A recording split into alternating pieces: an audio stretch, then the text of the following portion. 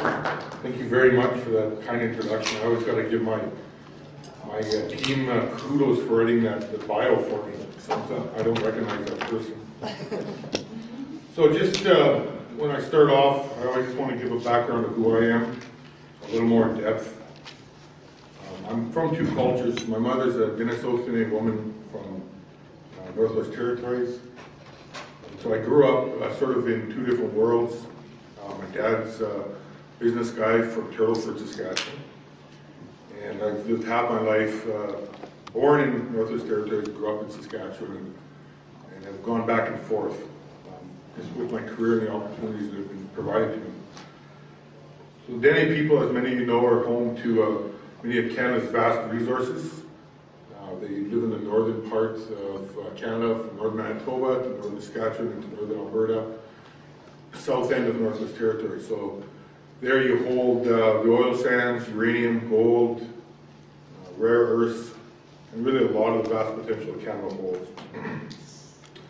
As I mentioned, my dad was a mining man who got me into business as an underground miner when I was 17. So since then I've sort of wrecked because I can't work in any other industry because the pay is so good in mining. But I got to meet a lot of people, and being from Dene ancestry, I got to meet a lot of other local community members as we worked our way through the mines. It was afforded opportunities because of good, proactive local hiring policies by a lot of different resource companies, both in Northwest Territories and Northern Saskatchewan.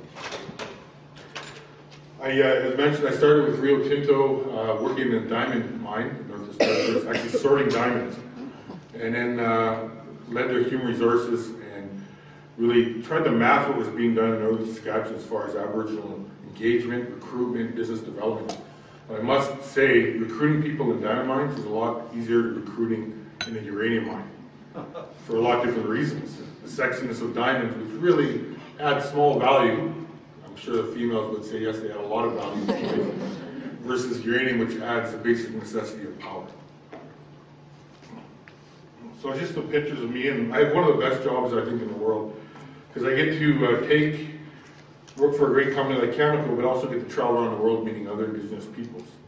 And my presentation will focus on the business value-added opportunities of engaging with local Indigenous populations, and what Cameco over its 30 years has seen with us. And it's, pardon me, it's not just a legal requirement or the right thing to do. It actually adds revenue and lowers costs in the long run. So before I start anything off, I always just give an overview of Cameco. For many of you who don't know what Cameco is, located in Saskatoon, have about 4,000 or 3,500 employees worldwide. As I mentioned, the heart of Cameco is in northern Saskatchewan. We have operations in the United States, Kazakhstan, a few exploration projects in Australia. We supply about 16% of the world's demand for uranium. About 98% of that goes into nuclear reactors. The other 2% goes into medical use. But all the uranium we have goes into peaceful purposes. We follow the United Nations, the IAEA non-proliferation agreements, and it's really tracked. And a lot of the times communities really ask us this question about where does uranium used for? And we always show them one of the most stringent regulations in the world is the rules and regulations that Cameco follows. So 94 laws, regulations that Cameco must follow around the globe with around the mining, the transportation, the milling, and usage of our uranium. And this again, from my diamond mining experience, was a link, because the Canadian diamonds, when we started mining them, we really branded them different as environmentally friendly, politically mined diamonds from Northwest Territories, not blood diamonds from Africa. And they got us a 10% markup. Now, when I sort of proposed this question to Cameco, well, can we do the same thing here? They said it's a lot more stringent because we actually follow Export Canada rules, and we follow the United Nations rules that all this uranium goes right into nuclear power plants. It's not just a little laser on a diamond. So one of the great things that Cameco is proud to be is the #1 industrial employer of Aboriginal people in Canada. Something that's taken us 30 years to achieve. It doesn't happen overnight. I cannot tell you one surefire way to make that happen. I've been with Cameco 6 years, so I can't claim responsibility. I can only say that we're maintaining that and striving to get better. And what we do is we really want to highlight this number, because there's also the fact that I want to challenge other resource companies to match or beat us. It's not something we want to hold on to forever. I hope other companies strive and really take this as a mark that they can challenge and take away from us. Because the bottom line is hiring more Aboriginal people betters the Canadian economy, full stop. Raises your GDP, creates a future tax base, and generates revenue because of a trickle-down effect, because a lot of people in the northern communities, they can't spend their checks in northern communities at the fly to Prince Albert, L'Orange, buy televisions, buy trucks. And they all pay their share of federal income tax and provincial tax. So, all my presentations I talk about the world demand for electricity. So since the 1980s, the global electricity consumption has tripled. And it's forecast to almost double over the next 2 decades. And most of this growth is coming from the new developing world, the non-OECD countries. With rapidly expanding populations, they want the same quality of life that we in the West have had for the last 25, 30 years. Now, if you think of the 7 billion people in the world in the planet, there's still almost 2 billion of those who don't have access to electricity, and many more who don't have access, who have access to only a small fraction of electricity we're used to here in the Western world. And I'm sure most of you are like in my house, where you can't find the plug-in at night anymore because everything's plugged in, charging your Blackberries, your iPods, iPads, and games. So it's we really take it for granted. So this power is still doubling, and this is even after the Fukushima. So people are taking a pause around the world, readdressing their nuclear plans. And our Q3 announcement a couple of weeks ago by our CEO, Tim Gitzel, so said, okay, we don't see 95 new nuclear reactors, we see about 80 now. But there's still growth, and this is really being driven by China and India. And again, it's all based on lowering of the greenhouse gas emissions, but stable, reliable power. So to gain all this power, especially from a nuclear end, you need to explore. And if I show you the Canadian hotspots for exploration in the country, the #1 spot, of course, is in northern Saskatchewan, the best location to explore and mine for uranium. It's got big size deposits, highest grades in the world, and a stable socio-political climate. But the other hotspots around Canada are all in northern regions of the country. These are traditionally the home of Aboriginal people who can't be pushed any further north, who now have rights for duty to consult. So, and if you could almost transpose any other mineral, gold, nickel, zinc, most of the resources are moving to more northern climates around the world, to more remote areas. Partly because we've already looked at the closer regions to where we live, but also because of the rising not in my backyard reality in the world. So more people are going to remote regions, but of course these regions are home to local Indigenous people. Of course, the heartbeat of Saskatchewan, this is the northern part of Saskatchewan, population of 40,000 people. 85% of that is Aboriginal, so First Nation, Métis. And these are our 6 primary communities that we work with. They're the closest in proximity. And this is really the split between Dene country and Cree country to the south. So you have Black Lake, Fond du Lac, and Wollaston, part of the Athabasca Dene. Patchnak, also the English River Dene. Pine House, which is a Métis community, right on the Highway 914 up to our mine sites. And Lac l'Orange, and the Lac l'Orange Indian Band. So as I mentioned, Cameco has got surface lease agreements at our operation that mandates us, we work with them, to hire as many people from the Northern Administration District. And the goal is a stretch target of 67%. And this was established over the years of public panel hearings through which Cameco was given its permit way back in the late 70s, early 80s.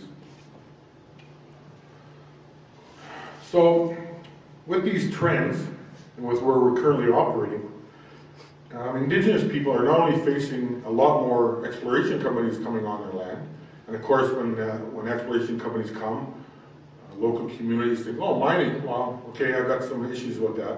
Then you put the word uranium mining in, and it raises a few more issues. You know, through the anti-uranium groups, through social media, there's a lot more naysayers on uranium than the pro aspects of uranium development. So what part of my role is to go and meet with Aboriginal groups across Canada and Indigenous communities around the world. And so they all have increased questions, and they want a fair and balanced look. So I'll get to create a relationship, and about 6 months in, 8 months in, it always comes down to the question of, you know, Sean, we trust you. You're kind of a nice guy. You're pretty funny. You're pretty easygoing, but you still work for industry, and we think you got a bonus tied to getting your rating over. I'm like, yeah, I can't BS you guys anymore. That's somewhat the case. So they said, okay, so you have a bias. And then they say, but there's these other guys that come in from the big cities, from the suburbs, that come in and say, we don't do anything with your land, and you know, stay in a museum and don't get involved in any development because you want to keep your culture. So they're really pointing to the ENGOs who don't want them to do anything. And they say, we need options for our youth. We want a better way of life. We need to increase our socioeconomic livelihoods. But we really need to show our youth that there's something more than just a poverty-like culture. And this is around the globe, I find this. And I say, well, I can tell you a story about Northern Saskatchewan, 30 years of uranium mining. It will demystify all the myths around the anti-nuclear people, around cancer rates, around poison. It will show that you can live a balanced lifestyle with environment, you can keep your culture. And that's what we did in this top picture. Is these two more new guys from the Western Australian desert. They flew 14 hours. I flew 14 of them over to Northern Saskatchewan, right from the middle of the desert, to come and meet our communities. Cameco would leave the room, and they could talk about our industry and who Cameco is as a partner to work with. And you're not going to hear 100% good, but you're going to hear a real balanced, fair view. And on this picture here, the our new guys from the desert, a couple of my Dene elders and buddies, we took them down the Fond du Lac River. Dene people drive boats like we all drive here on Highway 1. Fast and furious right down the river. And these guys hadn't seen a body of water this size for a long time, and they were kind of scared. And I said, well, there's no saltwater crocs here. And they're like, wow, no, in our culture, there's a big snake under every body of water. And I was like, oh, okay, sorry. And they're like, we're just kidding with you. We can't swim. We're from the desert. So but the point is that these two groups of people, this cultures from the middle of the desert in Australia, cultures from northern Saskatchewan, who really were never meant to meet in any manner, had so much in common, from the way they panic down to just what they wanted for their youth and the respect for their elders. And they left there saying, you know what, we're not worried about uranium development anymore. Because we notice all the guys that work for you, they get to live their culture, plus they have little newer boats, because their checks, sort of pay for that. They can work on a one-on-one, they got nicer boats, nicer rifles. So they're looking to strive and obtain a balanced view on uranium development. And so this community dialogue is really one of the business value adds. You can listen to me, I'll come in and talk, but here, come out to our communities and see that they're not perfect yet, but they're moving in that direction. So we built our CSR program off of 5 pillars. So every time we enter a new region, and what we do in Northern Saskatchewan over the last 30 years is based off of these 5 pillars. Workforce development, so really the hiring, the training, getting involved in education, early school development, scholarships. Today we're sitting at about 50% RSN, so that's local hiring, residents of Saskatchewan North.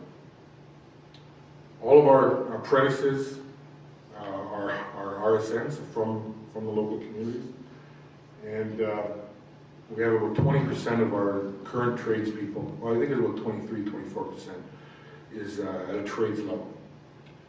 We also have business development. So business development is another arm that comes with community-owned businesses.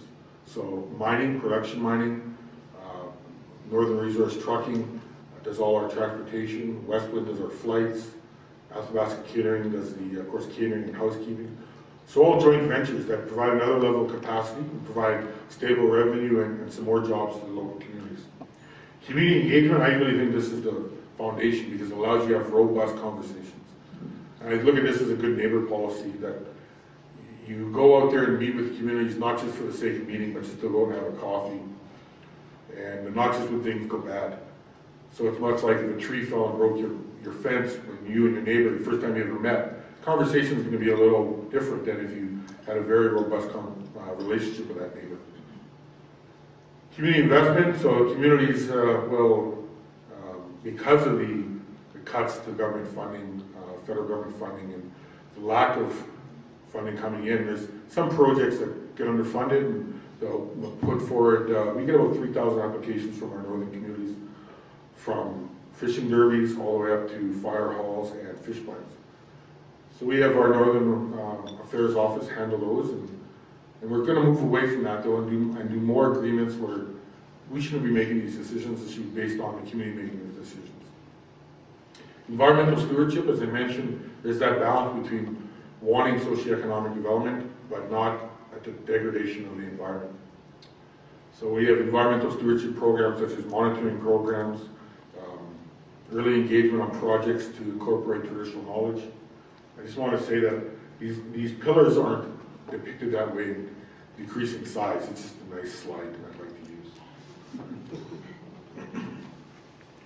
So over 20 years, we're actually celebrating our 25th year next year. 70% of our goods are procured from northern suppliers. That's been over $2 billion since 2004. As I mentioned, 50% of our employees are from northern Saskatchewan, so that's 750 direct employees. 25%, as I said, are trades. That equates to $64 million in salaries. And so a lot of people say, wow, well, you're giving these people an unfair advantage by hiring the local native population over other people. Well, I always come back, well, the same principle applies if somebody built a seed cleaning plant in Yorkton, but then they went and hired them from Melville. I'm sure the people in Yorkton would be a little ticked off. So when you're mining and taking your revenues from northern Saskatchewan, and northern Saskatchewan should have the first opportunity at those jobs. And $64 million is spent in it. So for instance, if a person was making $80,000, which is an average salary, and he's living in Black Lake, he ain't going to be spending the $80,000 in Black Lake. It's tough. There's no Brick or Leon's in Black Lake at this time. And so they have to travel. So it's just a good generating revenue for the whole province and the whole country.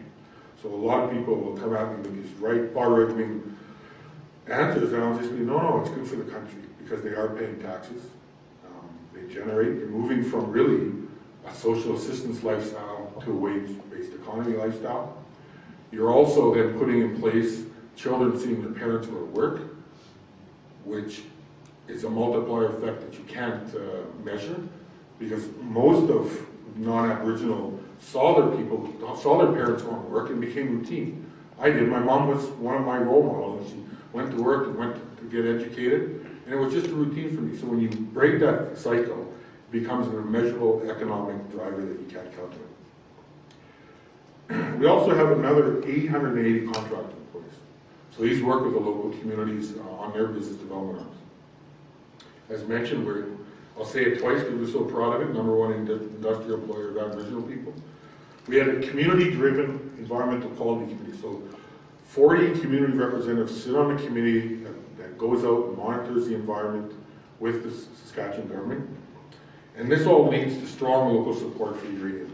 We have polling done on a quarterly basis, and the last number we came out with was 67% local support in Northern Saskatchewan, 80% in Saskatchewan overall. So some of the programs, we specifically look at workforce development. And over 30 years, we've said, okay, we can't just get in it in one area. We've got to be broad and we've got to be deep. So we start with internal programs. Because internal programs really can help progress people up. So you have progression planning, you have apprenticeship programs, you have career transition programs, so people can move from maybe a mill operator or a surveyor, go back to university and finish off a certificate or a degree. We have high school programs because what we're finding now in our workforce is we're kind of logjam at the entry level to semi-skilled professions. We need more emphasis on math and science so that they can take or have opportunities to take the next step into supervisory, professional, technician roles. We partnered with Credenta Virtual High School because there was a need in Northern Saskatchewan to provide calculus.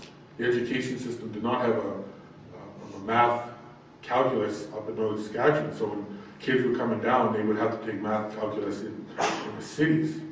So another hurdle is put into place, and we wanted to get in with a virtual high school to eliminate them. We also embarked on career fairs to try to provide role modeling opportunities. The one aspect that is hard to overcome is because we have a fly in, fly out, a lot of times the youth can't see where their parents work. So we do a lot of family visits to site too. So mom or dad say they're a mill operator or a heavy equipment operator, the kids can actually see what that means. On the university now we're getting more and more postgraduates from the university, really striving to support people, especially in the geological, engineering, and the business side. So really a lot of scholarships in the last 25 years.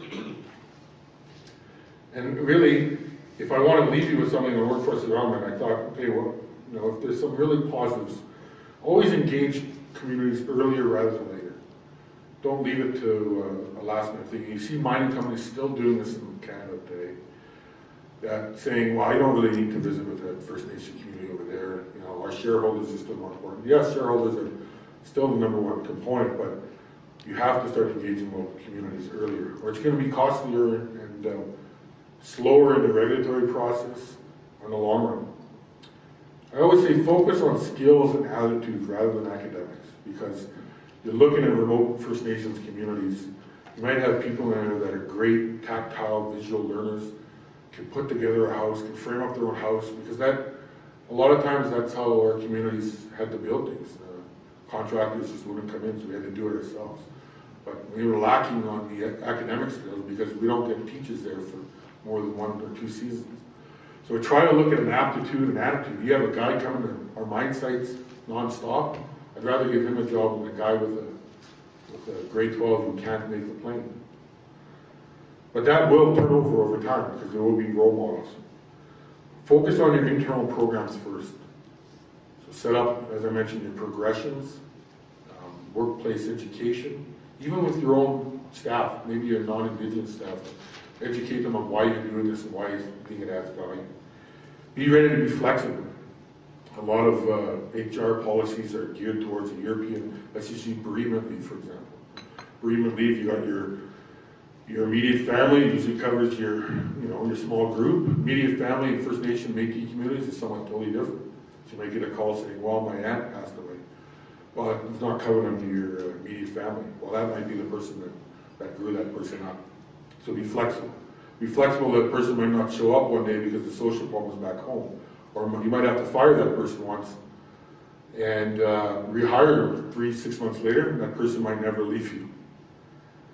You want to also target multiple people. I see a lot of programs fail because they go and hire one person, bring him in, put him into a group of other people, and he quits because there's no social network around him, there's no fabric for him to support. They say, well, we tried, it's over, we hire one person. And get it done. I think there's a growing number of people who want you to pay them to hear about best practices and how you should do things. Sometimes it's just better to jump in and trial by fire. And I think we've built a big industry up on consulting and talking about the problem, and let's do some research on the problem. But it's look at it as an opportunity, because from our end, it really is going to provide us an opportunity moving forward. So as I mentioned, this leads, when you hire people in the communities, firsthand you get support, because they hear the negatives and they're like, well, that's not really true. So uranium has been mined in Saskatchewan for the last 40 years. In fall 2001, as I mentioned, we had 67% from northern people. As I mentioned, bringing other people over to meet with our workforce, they're becoming our best salespeople. And we're striving to obtain, and we just signed an agreement with the mob, I call them the mob, that's what they call themselves down here. In Australia, in October, where they felt comfortable saying, yeah, I believe Cameco, we trust Cameco, we met the communities, and we're ready to move forward.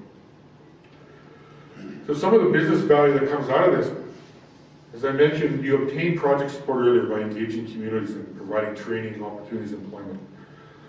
Stakeholders, no matter who they are, discuss, especially with social media nowadays and the ease of the internet, discuss the good and bad of any organization instantly. So stakeholders discuss the past experiences of their relationships with developers.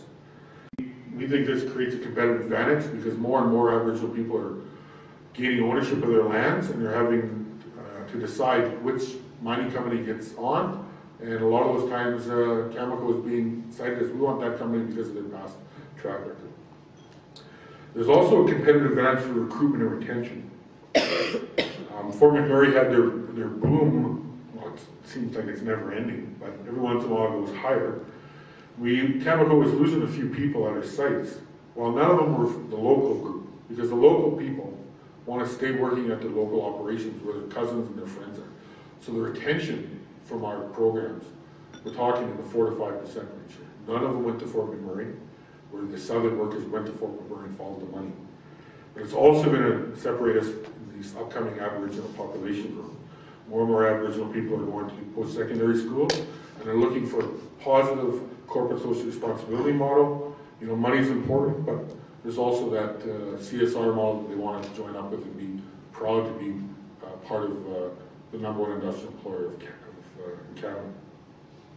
And I also think it's when you're positive and proactive, it allows government to jump in more freely because they see more win-win ideas. Everybody wants to be seen as champion a very good cause, and so government is willing to come to the table to support with training programs, education programs, etc. With that, I want to thank you for your time. Of course, I'm open for any questions with Marcia Chopra.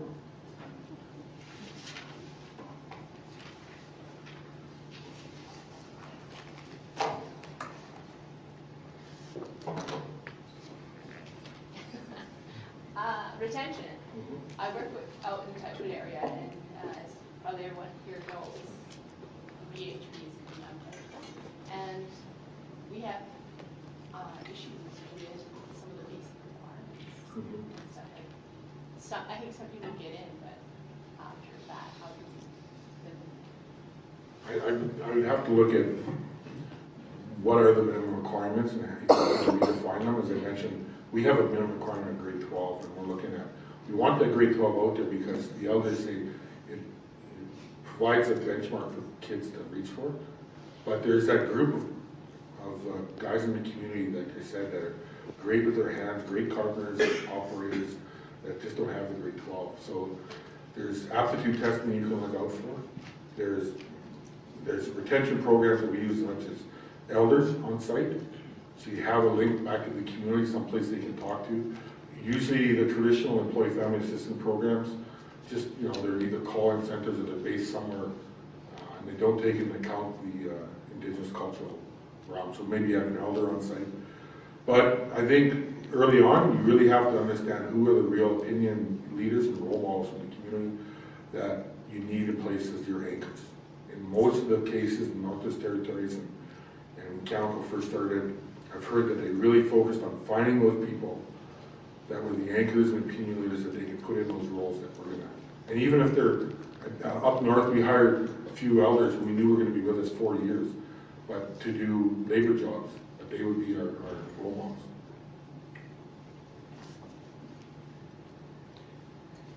You had a figure up there of 70% of business done with local businesses from the north. Yeah. Or were those pre-existing businesses, or did Cameco invest in the business, help it grow, and then continue that relationship? We started off like that. We offered bridge financing in some cases. So, and then we also looked at, okay, maybe there's a partner that we liked and we wanted a joint venture with the local community. But most of those nowadays start up themselves. The entrepreneurial spirit has grown, and a lot of, well, what is possible, I can do this. Same thing in the territories over there. You don't try to get involved, but you try to just lightly steer and provide feedback. But you don't want to be a heavy hand because it reminds you of government. I just wanted to see if you could explain a little bit, like for most First Nations, whether they're local here in the south or in the remote north, and the southern regions, like my band, there's over 1,200, but there's only 300 actually living on the band, and I think that you made that right-wing statement that they're a tax burden, but most of their membership is off to reserve and they're contributing to all the taxes. Yeah. But that's a key point that we need to try and promote with their Aboriginal population in the south here, that they can contribute to taxation as well as small business here. With the investment there, you're helping not only First Nations in general, but you're making a change to another generation. So. There's actually a land claim, the Clecho land claim, Northwest Territories. They started their own taxation. And so they put in their own taxation in place of the federal. And so they're trying to get their own group working. And yeah, and I always try to just say that. Like, there was a recent study by the CDC about, I can't remember the exact number of Saskatchewan residents. And I get that question a lot, like, all the guys you hire, they don't pay tax. Well, no, they all pay tax. Yeah. Someone had a question over here.